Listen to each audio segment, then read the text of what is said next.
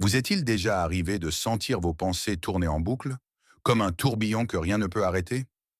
De vous inquiéter pour l'avenir, pour ce que vous perdez, pour ce que vous ne pouvez pas contrôler? Vous n'êtes pas seul. L'être humain porte souvent des fardeaux invisibles, des peurs silencieuses qui épuisent le cœur bien avant que les événements n'arrivent. Aujourd'hui, nous allons explorer un chemin qui ne repose pas sur la maîtrise des circonstances, mais sur la transformation du cœur. Nous parlerons de confiance, de sincérité et de tawakkul. Cette capacité à se tourner vers Allah pleinement, tout en agissant avec lucidité. Nous verrons comment les épreuves, loin d'être de simples obstacles, peuvent devenir des portes vers la paix et la sérénité intérieure. Au fil de cette vidéo, vous découvrirez comment identifier vos véritables difficultés, les présenter à Allah avec authenticité et trouver cet équilibre unique entre action et confiance totale. Nous verrons aussi comment les moments les plus sombres peuvent révéler une lumière inattendue dans l'âme. Préparez-vous à un voyage intérieur, un chemin vers la tranquillité du cœur, où la foi devient une force vivante, capable de transformer vos inquiétudes en sérénité. L'inquiétude humaine n'arrive jamais par fracas. Elle s'installe doucement, presque poliment. Elle commence par une pensée anodine, puis elle revient, encore et encore, jusqu'à occuper tout l'espace intérieur. L'avenir devient alors un territoire hostile. Et si tout s'effondrait? Et si je n'y arrivais pas? Et si ce que j'aime m'était retiré? Dans le silence des nuits, lorsque les distractions se taisent, ces questions prennent une ampleur démesurée. Elles tournent dans le cœur comme une roue qui ne s'arrête jamais, épuisant l'âme avant même que l'épreuve n'existe réellement. Ce qui pèse le plus n'est souvent pas la réalité elle-même, mais l'anticipation. L'homme souffre d'événements qui ne se sont pas encore produits, et parfois qui n'arriveront jamais. Il porte des charges invisibles, accumule des scénarios, s'accroche à l'idée qu'en pensant suffisamment, en calculant chaque possibilité, il pourra éviter la douleur. Mais cette illusion du contrôle est l'un des plus grands fardeaux de l'existence. Plus l'être humain cherche à tout maîtriser, plus il découvre ses limites. Et face à ces limites, le cœur se fatigue. Il y a dans cette quête de contrôle une forme de solitude profonde. L'homme se place au centre, comme s'il était seul responsable de son destin, comme si tout reposait sur ses épaules. Chaque échec devient alors une condamnation personnelle, chaque retard une preuve d'incapacité. Le cœur se durcit, l'esprit s'agite, et la paix semble toujours repoussée à plus tard. Quand j'aurai ceci, quand j'aurai réglé cela, quand tout ira enfin bien. Mais ce moment n'arrive jamais, car le monde n'est jamais totalement stable. Chercher la paix dans la création est une tentative vouée à l'épuisement. Les circonstances changent, les relations fluctuent, la santé décline, les biens disparaissent.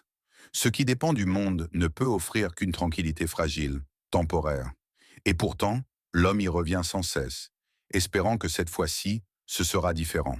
Il confond sécurité et accumulation, sérénité et maîtrise, oubliant que son cœur n'a jamais été conçu pour porter le poids de l'univers. C'est là qu'une vérité spirituelle essentielle se dévoile. Le cœur humain n'est pas fait pour contrôler, mais pour se confier. Lorsqu'il cesse de lutter contre ce qu'il ne peut maîtriser, lorsqu'il reconnaît humblement sa dépendance, quelque chose s'apaise. Non pas parce que les problèmes disparaissent, mais parce qu'ils ne sont plus portés seuls. La charge est déplacée, remise à une source qui ne s'épuise pas. Le Coran rappelle cette réalité avec une clarté apaisante. Dans la sourate At-Talaq, il est dit « Et quiconque place sa confiance en Allah, il lui suffit ». Cette parole ne promet pas une vie sans épreuve, mais un cœur qui n'est plus écrasé par elle. Elle recentre l'homme à sa juste place, ni tout-puissant, ni abandonné. Entre ses efforts sincères et la confiance en celui qui détient réellement le contrôle, commence alors un autre rapport à l'avenir. Un rapport où l'angoisse perd progressivement son pouvoir et où la paix cesse d'être une illusion pour devenir une direction. Le cœur comme centre de la foi et de la transformation. Dans l'islam, le cœur est le moteur invisible de toute action. Ce n'est pas l'apparence extérieure ni la quantité d'actes visibles qui donnent leur valeur aux œuvres, mais l'état intérieur du cœur. Un cœur vide de sincérité ne produit pas de lumière, même avec de nombreux actes. À l'inverse, une action simple, portée par une intention pure, peut avoir un poids immense auprès d'Allah. Ce point insiste sur la nécessité de soigner l'intérieur avant l'extérieur, car c'est dans le cœur que naissent la confiance, la paix et la véritable connexion avec Allah. Dans la vision islamique, tout commence à l'intérieur. Avant les mots, avant les gestes, avant même les décisions visibles, il y a le cœur. Un espace discret, silencieux, que personne ne voit, mais dont tout dépend. C'est là que se forment les intentions, que se dessinent les motivations profondes, que se jouent les combats invisibles. Deux personnes peuvent accomplir exactement la même action, au même moment, avec la même apparence extérieure, et pourtant leurs œuvres n'auront ni la même valeur, ni la même destinataire. Le monde accorde une grande importance à ce qui se voit. Les résultats, les chiffres, l'image, la performance. Mais l'islam renverse cette logique. Il rappelle que l'essence de l'être humain ne se mesure pas à la surface. Un cœur agité, envahi par l'ostentation, la recherche de reconnaissance ou l'orgueil peut multiplier les actes sans jamais produire de lumière. Ces œuvres deviennent alors lourdes, vides de sens, incapables d'élever l'âme. Elles ressemblent à un corps sans souffle, présent mais sans vie réelle. À l'inverse, il existe des actions simples, presque invisibles, que personne ne remarque. Un geste discret, une parole retenue, une intention cachée entre le serviteur et son Seigneur. Ces actes-là, portés par un cœur sincère, prennent une dimension immense. Ils traversent le temps, dépassent leur apparente modestie et laissent une empreinte profonde auprès d'Allah. Ce n'est pas la grandeur de l'acte qui transforme l'être humain, mais la vérité intérieure qui l'accompagne. Le cœur est aussi le lieu de la transformation. On ne change pas réellement par contrainte extérieure, mais par éveil intérieur. Tant que le cœur n'est pas touché, les efforts restent mécaniques, fragiles, faciles à abandonner. Mais lorsqu'ils s'illuminent, même légèrement, les actes deviennent naturels, presque évidents. La foi cesse alors d'être une obligation pesante pour devenir une direction claire, un refuge, une source de stabilité dans un monde instable. C'est pour cela que l'islam insiste autant sur le soin du cœur, le purifier, l'apaiser, le protéger. C'est pour cela que l'islam insiste autant sur le soin du cœur, le purifier, l'apaiser, le protéger. Car c'est de lui que naissent la confiance véritable, la patience dans l'épreuve, la gratitude dans l'abondance. Un cœur saint ne signifie pas un cœur sans douleur, mais un cœur qui sait vers qui se tourner lorsque la douleur apparaît. Il ne s'accroche plus aux illusions, il ne cherche plus à briller aux yeux des gens, il cherche à être vrai devant Allah. Dans la sourate Ash-Shu'ara, un rappel puissant est donné. Le jour où ni les biens ni les enfants ne seront d'aucune utilité, sauf celui qui vient à Allah avec un cœur saint. Cette parole recentre tout. Au terme du chemin, ce ne sont ni les apparences, ni les accomplissements visibles qui compteront, mais l'état intérieur avec lequel l'homme se présentera. Soigner le cœur, c'est préparer cette rencontre. C'est comprendre que la véritable transformation ne commence pas par ce que l'on montre, mais par ce que l'on cultive en secret. Le tawakkul est souvent prononcé avec les lèvres, mais rarement vécu avec le cœur. Beaucoup le confondent avec une formule rassurante, une phrase que l'on répète lorsque la peur surgit. Pourtant, le tawakkul véritable est bien plus qu'un mot. C'est un état intérieur stable, une conviction enracinée qui transforme la manière de voir le monde. Il ne naît pas de la facilité, mais de la connaissance profonde d'Allah et de la place réelle de l'être humain dans la création. Faire tawakkul, ce n'est pas nier les causes ni abandonner l'effort. C'est comprendre que les causes n'ont aucun pouvoir en elles-mêmes. Elles ne sont que des moyens, dénués d'efficacité propre, soumis à la volonté d'Allah. Le bénéfice comme le préjudice ne viennent ni des personnes, ni des circonstances, ni même de nos propres capacités. Ils viennent d'Allah seul. Cette vérité, lorsqu'elle descend du mental vers le cœur, opère une libération intérieure puissante. L'être humain vit souvent sous la peur des créatures, peur du jugement des autres, peur de perdre leur soutien, peur de leur hostilité. Il ajuste ses choix, ses paroles, parfois même sa foi, en fonction de ce regard extérieur. Mais lorsque le tawakkul devient vivant, cette peur s'atténue. Le cœur cesse de trembler devant ce qui n'a aucun contrôle réel. Il comprend que même si le monde entier se réunissait pour apporter un bien, rien ne serait accordé sans la permission d'Allah. Et si le monde entier tentait de nuire, rien n'atteindrait le croyant sans qu'Allah ne l'ait décrété. Cette certitude ne rend pas insensible, elle rend stable. Elle ne supprime pas les émotions, mais elle empêche l'anxiété de prendre le contrôle. Car celui qui connaît Allah sait qu'il ne dort pas, qu'il n'oublie rien, qu'aucun détail ne lui échappe. Là où l'homme se fatigue, se trompe, s'inquiète, Allah gère avec une sagesse parfaite, sans distraction ni lassitude. Confier son affaire à Allah, ce n'est donc pas un acte de faiblesse, mais une reconnaissance lucide de la réalité. Plus le croyant approfondit sa connaissance d'Allah, plus son tawakkul s'affermit. Il comprend que les retards ne sont pas des abandons, que les refus ne sont pas des punitions, et que les épreuves ne sont pas des signes de rejet. Elles font partie d'un plan qui dépasse sa perception immédiate. Le cœur, libéré de l'obsession du contrôle, trouve alors un repos qu'aucune garantie matérielle ne peut offrir. Dans la sourate Al-Imran, il est rappelé « Et place ta confiance en Allah. Allah aime ceux qui lui font confiance. » Ce verset ne s'adresse pas à ceux qui prétendent avoir confiance, mais à ceux qui la vivent réellement. Une confiance qui respire, qui s'exprime dans les choix, dans la patience, dans la sérénité face à l'inconnu. Là où l'angoisse dominait, le tawakkul installe une paix discrète mais profonde, celle de l'âme qui sait qu'elle n'est jamais livrée au hasard. Face à la difficulté, le premier réflexe de l'être humain est souvent de se demander « Pourquoi moi ?» L'épreuve est spontanément perçue comme une sanction, un signe de rejet ou d'abandon. Pourtant, cette lecture est incomplète. Dans la sagesse divine, les difficultés ne sont pas toujours des punitions. Bien souvent, elles sont des tests précis, mesurés, adaptés à la capacité intérieure du croyant. Des moments où le voile se lève, non pas pour briser, mais pour révéler ce qui habite réellement le cœur. Allah est capable de dissiper toute épreuve en un instant. Rien ne lui résiste, et c'est justement pour cela que le retard du secours n'est jamais un oubli.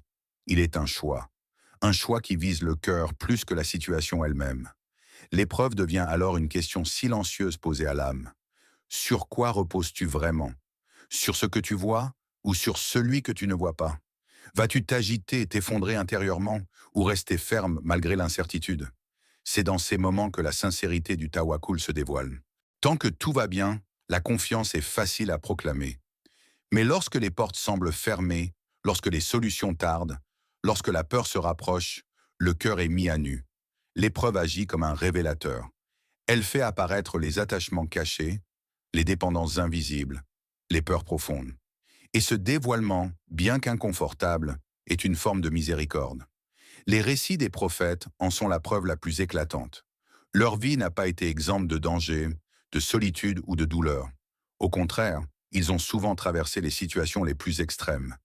Mais ce qui les distinguait n'était pas l'absence d'épreuves, c'était la qualité de leur confiance. Lorsque les causes disparaissaient, lorsque toute issue humaine semblait impossible, leur cœur restait tourné vers Allah avec une certitude inébranlable. Et c'est précisément à cet instant que la véritable victoire commençait. La confiance authentique ne signifie pas toujours la suppression immédiate de l'épreuve. Parfois, Allah choisit une transformation plus subtile, mais plus profonde. Il change la manière dont le cœur porte la difficulté. Ce qui semblait insupportable devient étonnamment supportable. Ce qui écrasait l'âme perd de son poids. Une paix inattendue s'installe au milieu même de la tempête. L'épreuve demeure, mais elle ne détruit plus intérieurement. Dans la sourate Al-Baqarah, un rappel résonne avec force. Allah n'impose à aucune âme une charge supérieure à sa capacité. Ce verset redonne aux croyants une boussole intérieure. Il rappelle que chaque difficulté est précisément mesurée, ni excessive, ni injuste. Lorsqu'elle est vécue avec un tawakkul sincère, l'épreuve devient alors un signe d'attention divine, parfois même un signe d'amour. Car à travers elle, Allah élève, purifie et rapproche le cœur de lui, bien au-delà de ce que le confort aurait pu accomplir. Avant toute délivrance, il y a un face-à-face. Un moment de vérité où le croyant cesse de fuir intérieurement et accepte de regarder son épreuve telle qu'elle est. Beaucoup vivent avec un malaise diffus, une lourdeur constante, sans jamais la nommer clairement. Ils sentent que quelque chose ne va pas, mais n'osent pas formuler la réalité, comme si mettre des mots sur la douleur la rendait plus réelle. Pourtant, sur le chemin spirituel, la première étape est justement cette clarté intérieure. Identifier son problème, ce n'est pas se plaindre.